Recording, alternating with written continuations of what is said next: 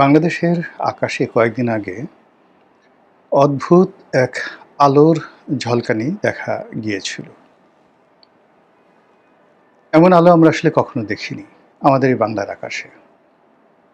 আলো দেখা গিয়েছে কক্সবাজার সমুদ্র সৈকত থেকে, আলো দেখা গিয়েছে খুলনা থেকে, বরিশাল থেকে এবং দেশের দক্ষিণাঞ্চল বিশেষ করে গোপালগঞ্জ থেকে। এই আলো কোত্থেকে এলো? বর্ণালী পুরো আকাশ জুড়ে। যদি আপনার কোনো অভিজ্ঞতা না থাকে, এই আলো আপনার কাছে মনে হবে জিব্রাইলের ডানা। এই আলো দেখে মনে হবে আকাশ থেকে কিছু একটা পাঠানো হয়েছে আপনার জন্য। আপনার যদি অভিজ্ঞতা না থাকে, আপনার কাছে মনে হবে যে বাংলাদেশের কোনো অশনি সংকেত হয়তো অপেক্ষা করছে। আকাশ থেকে গজব নাজিল হচ্ছে। আবার আপনি মনে করতে পারেন যে আকাশ থেকে কোনো তারবার্তা আসছে, সুসংবাদ আসছে। এবং যেহেতু আমাদের প্রযুক্তিগত জ্ঞান অল্প, আমরা এত কিছু চিন্তা ভাবনা করি না।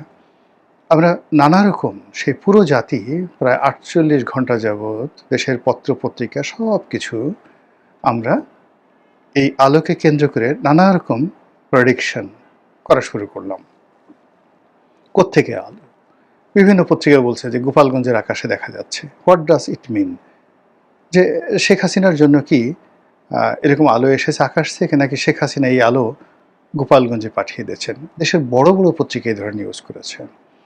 আবার যারা কক্সবাজারকে হাইলাইট করার চেষ্টা করেছেন, তারাও ঠিক ওইভাবে নিউজ করেছে। পরবর্তীতে দেখা গেল যে মূলত ভারত তাদের যে ক্ষেপণাস্ত্র, নতুন একটা ক্ষেপণাস্ত্র তারা আবিষ্কার করেছে, যেটিকে বলা হয় আন্তঃমহাদেশীয় ব্যালিস্টিক মিসাইল। অর্থাৎ এশিয়া মহাদেশের এক প্রান্ত থেকে অপর প্রান্ত পর্যন্ত আঘাত হানার মতো দূরপাল্লার ক্ষেপণাস্ত্র তারা আবিষ্কার করেছে এবং এই আবিষ্কারটি তারা পরীক্ষা করেছে মহাকাশে। এবং এটা পরীক্ষা করতে গিয়ে তারা বঙ্গোপসাগরের যে উপকূল, সেই উপকূলকে তারা ব্যবহার করেছে এবং বিশেষত ওটার যে আলোক বিস্ফোরণ, ওটা বাংলাদেশের আকাশে ছড়িয়ে পড়েছে।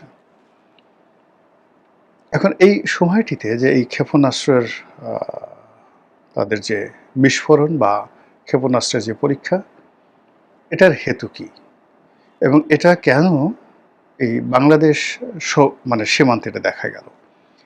এই পরীক্ষাটা তারা ভারত মহাসাগরের অপর প্রান্তে তারা দেখাতে পারত, যাতে করে চীন মানে আলোক যে রশ্মি, এটা চীনের আকাশকে তা প্রকম্পিত করত। অথবা তারা এমনভাবে করতে পারত যেটির আলোক রশ্মি এটা দেখা যেত পাকিস্তানে, দেখা যেত ধরুন ইন্দোনেশিয়াতে, মালাক্কা, অর্থাৎ তারা যদি সমুদ্রে করত, তাহলে ভারত মহাসাগরের এমন জায়গাতে করতো যে এটা পুরো মালাক্কা প্রণালী, অর্থাৎ ইন্দোনেশিয়া, মালয়েশিয়া, সিঙ্গাপুর, এই এলাকাতে একটা ভীতি ছড়িয়ে পড়তো বাংলাদেশের মতো করে। চীন সাগরের যেটা সাউথ চায়না সি, দক্ষিণ চীন সাগর, উত্তর চীন সাগর, এই দুটো চীন সাগর ভারত মহাসাগরের সাথে যে সংযোগ রয়েছে, এখানে তারা অনায়াসে তাদের সেই ক্ষেপণাস্ত্রের যে পরীক্ষার আলো ওখানে ছড়িয়ে দিতে পারত। তো তারা সিঙ্গাপুর, মালয়েশিয়া, ইন্দোনেশিয়া এই অঞ্চলকে টার্গেট করেনি। আফগানিস্তান, পাকিস্তান, বেলুচিস্তান, কাজাকিস্তান, উজবেকিস্তান এই অঞ্চলকে টার্গেট করেনি। তারা চীন, হংকং এই অঞ্চলকে টার্গেট করেনি, তাইওয়ানকে টার্গেট করেনি। তারা কেন বাংলাদেশের মতো একটা ক্ষুদ্র রাষ্ট্র, এই রাষ্ট্রের উপকূলে এরকম একটা বিস্ফোরণ ঘটালো? এটা কি আমাদেরকে কোনো মেসেজ দেওয়ার জন্য? আমাদেরকে ভয় দেখানোর জন্য? আমাদের সঙ্গে শক্তিমত্তা প্রদর্শন করার জন্য? অথবা আগামীতে আমাদের সঙ্গে তাদের কেমন সম্পর্ক হবে সেই বিষয়গুলো জানান দেওয়ার জন্য? কিন্তু ঘটনা যাই হোক না কেন, আমরা ৪৮ ঘন্টা পর আমাদের পত্রপত্রিকা এই খবর প্রকাশ করলো যে ভারত তাদের যে ব্যালিস্টিক মিসাইল, আন্তঃমহাদেশীয় ব্যালিস্টিক মিসাইল, এটা তারা পরীক্ষা চালিয়েছে। ভালো কথা। এর আগে অর্থাৎ এই যে ব্যালিস্টিক মিসাইল তারা ছুড়ল, তার আগে আরেকটি ঘটনা ঘটেছে। তারা দক্ষিণ পূর্ব এশিয়ার বা এশিয়ার ১১টি রাষ্ট্রের সঙ্গে যৌথভাবে নৌ মহড়া চালিয়েছে সাগরে, কিন্তু বাংলাদেশকে এর মধ্যে ডাকেনি। এই মহড়ায় বাংলাদেশকে অংশগ্রহণ করেনি। অর্থাৎ দক্ষিণ পূর্ব এশিয়া সহ অন্যান্য যে দেশগুলো রয়েছে সেখানকার ১১টি দেশকে তারা নিজেদের কৌশলগত মিত্র, সঙ্গী বা মহড়ার সঙ্গী হিসেবে তারা সিলেক্ট করেছে, কিন্তু বাংলাদেশকে সেই গ্রুপে তারা নেয়নি। এই গেল মেসেজ, একদিকের মেসেজ।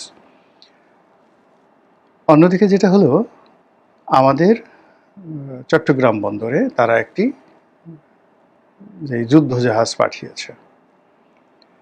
কেন পাঠিয়েছে, কি পাঠিয়েছে আমরা জানি না।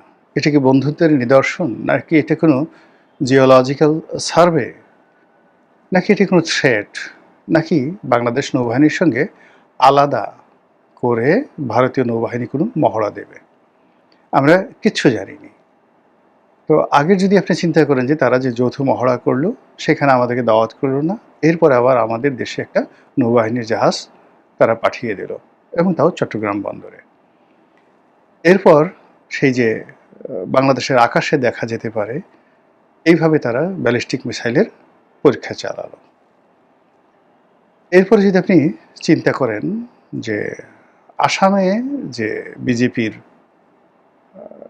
যিনি মুখ্যমন্ত্রী, তার বক্তব্য, আর পশ্চিমবঙ্গে শুভেন্দু যিনি মমতাকে হটিয়ে নতুন ক্ষমতায় এলেন, তাদের কথাবার্তা, সেই কথাবার্তার যে ধরন এবং প্রকৃতি, তাতে মনে হচ্ছে যে আমাদের সাথে ভারতের যে বিশাল সীমান্ত রয়েছে, হাজার হাজার কিলোমিটারের যে সীমান্ত রয়েছে, এই সীমান্তে অশান্তি কিলবিল কিলবিল করছে। আর এই অশান্তির মধ্যেই খবর দেখলাম, এটা গতকালের খবর, একটি সীমান্তে তারা দুজন বাংলাদেশিকে গুলি করে মেরে ফেলেছে ভারতীয় বিএসএফ, এবং তারা গর্ব করে বুক ফেলিয়ে বলছে তারা কি কারণে এই গুলি চালিয়েছে। যখন বিএনপি ক্ষমতায় এলো, আমরা বেশ আশ্বস্ত হয়েছিলাম। এর কারণ হলো, বাংলাদেশে যিনি রাষ্ট্রদূত ছিলেন প্রণয় ভার্মা, ইউনূস জামানাতে তার সে কি দাপট, কাউকে পাত্তা দিতেন না, করতেন না, পায়ের পর পা তুলে বসতেন।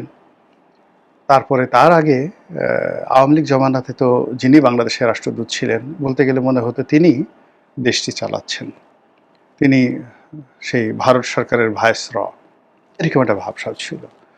তো যখন নতুন সরকার ক্ষমতায় এলো, তখন প্রণয় ভার্মা যিনি রয়েছেন, তিনি বিভিন্ন মন্ত্রীদের সঙ্গে দেখা করলেন, পররাষ্ট্রমন্ত্রীর সঙ্গে দেখা করলেন, তারপর স্বরাষ্ট্রমন্ত্রীর সঙ্গে দেখা করলেন, এবং স্বরাষ্ট্রমন্ত্রীর সঙ্গে সালাউদ্দিন সাহেবের সঙ্গে যখন দেখা করলেন, তিনি বেশ কাছুমাছু হয়ে বসেছিলেন। আর পত্রিকা যেটা হেডলাইন এলো যে স্বরাষ্ট্রমন্ত্রী বলেছেন যে সীমান্তে যেন অতীতের মতো কোনো ঘটনা না ঘটে। আমরা তো গর্বে একেবারে অস্থির যে এইরকম বীর, এরকম সাহসী, এরকম যাকে বলা হয়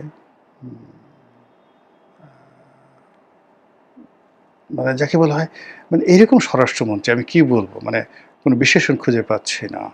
ব্যতিক্রমধর্মী একজন স্বরাষ্ট্রমন্ত্রী, যিনি ইতিহাসে প্রথম ভারতীয় রাষ্ট্রদূতকে নির্দেশনা দিলেন যে আমি যেন আর ভবিষ্যতে এরকম কোনো ঘটনা সীমান্তে না দেখি। তা আমরা সবাই হৈ হৈ করে বলে উঠলাম যে না, এইবার এটা বাঘের বাচ্চা, এবার একটা বাপের বেটা মন্ত্রণালয়ের দায়িত্ব পেয়েছে, এখন আর ভারতে এই কর্ম করতে সাহস পাবে না। কিন্তু এই গত কয়েক দিনে সীমান্তে যে সকল ঘটনা ঘটছে, একটার পর একটা ঘটনা ঘটছে, এটি কোনো অবস্থাতেই সরকারের জন্য, আমাদের জন্য স্বস্তিদায়ক নয়। আপনারা যারা পররাষ্ট্র মন্ত্রণালয়ের খবরাখবর জানেন, তারা জানেন যে পররাষ্ট্রমন্ত্রী তিনি দিল্লি সফরে গেছেন, এবং সেখান থেকে আসলে কার্যত খালি হাতে ফিরেছেন। তারপর দিল্লি থেকে ফিরে তিনি আবার বেজিং সফরে গিয়েছেন, আবার বেজিং থেকে ফিরে তিনি আমেরিকাতে গিয়েছেন।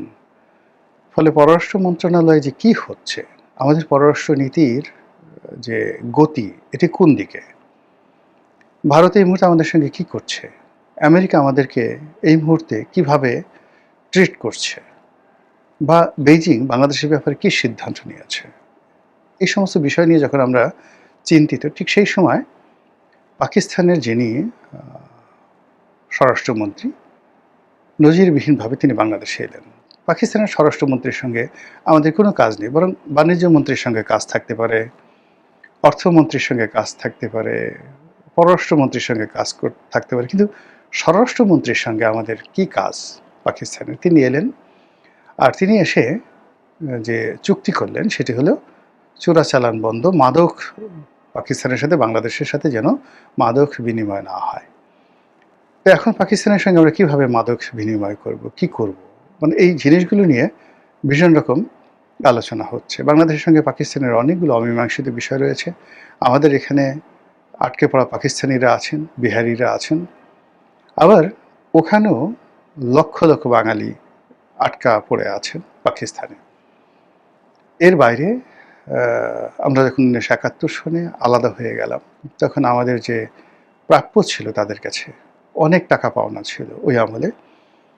এটা সম্ভবত তখন $8 বিলিয়ন ছিল, যেটি এখন বাড়তে বাড়তে সুদে আসলে বর্তমান জমানাতে এটি 200 বিলিয়ন, 200 বিলিয়ন মার্কিন ডলারে পরিণত হয়েছে আমাদের হিস্সা, যেটি পাকিস্তান কোনো কথা বলছে না, বা পাকিস্তান এখন বিক্রি করলে $200 বিলিয়ন হবে না। তো এই সকল বিষয় নিয়ে আলাপ নাই, আলোচনা নাই, কিন্তু পাকিস্তানের সঙ্গে আমাদের সমঝোতার স্মারক হচ্ছে। আর এসব ঘটনার মধ্যেই আকাশে সেই ক্ষেপণাস্ত্রের আলো দেখা যাচ্ছে। এটা কি অশনি সংকেত, নাকি কোনো মঙ্গলের বার্তা? এই আলো কি আমাদেরকে আলোকিত করবে, নাকি এই আলো আমাদেরকে অন্ধকারের দিকে নিয়ে যাবে, সেটাই দেখার বিষয়। মহান আল্লাহ আমাদের সবাইকে হেদায়েত দান করুন এবং হেফাজত করুন। আসসালামু আলাইকুম ওয়া রাহমাতুল্লাহি ওয়া বারাকাতুহু।